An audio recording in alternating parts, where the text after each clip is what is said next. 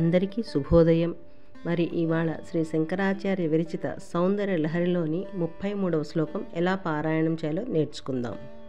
ఓం శ్రీమాత్రే నమః. స్మరం యోనిం లక్ష్మీం త్రితయమిదమాదౌ తవ మనో నిదాయైకే నిత్యే నిరవధి మహాభోగరసికాః భజంతి త్వాం చింతామణిగుణ నిబద్ధాక్షవలయాః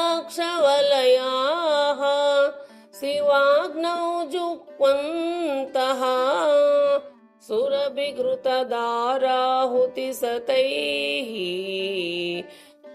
స్మరం యోనిం లక్ష్మీం త్రితయమిదమాదౌ తవ మనో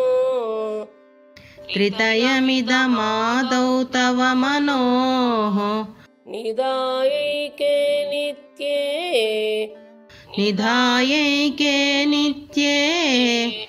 నిరవధి మహాభోగరసికాః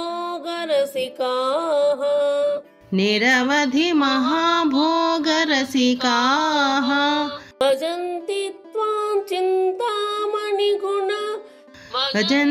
త్వాం చింతామణిగుణ నిబద్ధాక్షవలయాః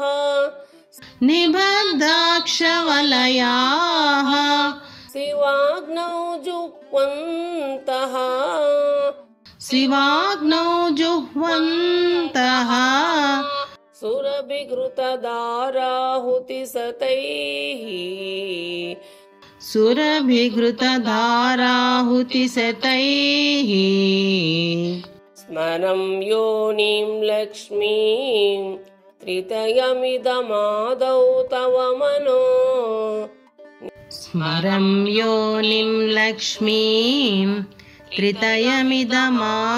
తవ మనో నిదాయైకే నిత్యే నిరవధి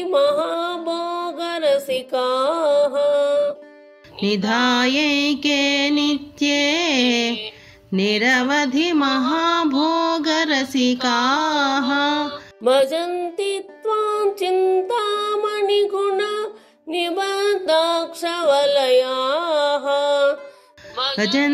త్వాం చింతామణిగుణ నిబద్ధాక్షవలయాః శివాగ్నౌ జుక్వంతః సురభిఘృతదారాహుతిసతైః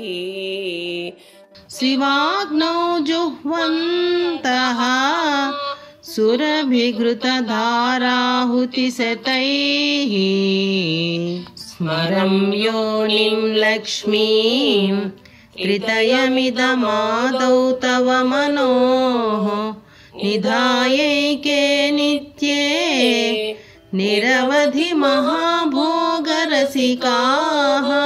భజంతి త్వాం చింతామణిగుణ నిబద్ధాక్షవలయాః శివాగ్నౌ జుహ్వంతః సురభిఘృతదారాహుతిసతైః. తల్లి, అనుభవజ్ఞులైన కొందరు సమయాచార పరులు నీ మంత్రమునకు ముందు ఐం హ్రీం శ్రీం బీజములను చేర్చి చింతామణుల జపమాలికలను పూని కామధేనువు యొక్క ఆద్యధారల చేత త్రికోణమగు బిందుస్థానమున నిన్ను నిలిపి నీకు హోమము చేయుచు నిన్ను సేవింతురు.